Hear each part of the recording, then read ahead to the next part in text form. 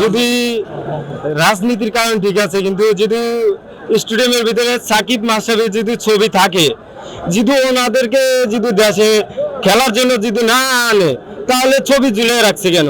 ছবি নামায় ফেলুক। আচ্ছা, আরেকটা বিষয় সেটা হচ্ছে যে ছবিটা নামাই নিলে ভালো ভালো হবে। কেন এনে বসকে আসতে দিবে না, খেলতে দিবে না, তাহলে তার ছবিটা কেন ঝুলিয়ে রাখবে? ছবিটা নামায় ফেলুক, নামায় ফেললে তো ভালো হবে অনেক। আচ্ছা, সিলেক্টররা বলেছে যদি পারফর্ম করে সাকিব বা সিলেক্টররা বা নির্বাচক প্যানেলে যারা আছে তারা যদি মনে করেন যে না সাকিব আল হাসানকে দরকার দলের প্রয়োজনে, তাহলে তারা অবশ্যই ডাকবে। আমরা দেখেছি বিভিন্ন ফ্রান্সে যে লিগ খেলছে সাকিব আল হাসান, গ্লোবাল লিগ খেললো, রিসেন্টলি লিগ খেলছে, তো সাকিব আল হাসান ওখানে কিন্তু ভালো করছে, বোলিং ব্যাটিং সবকিছু কিন্তু ভালো করছে। হ্যাঁ, সাকিব ওদিনকে দুবাই লিগে খেলতে আছে, এখন বর্তমানে ওদিনকে 4 উইকেট পাইছে, 58 রান করছে। মানে আমি যে এত খুশি হয়েছি, মানে কি বলবো, যে আমার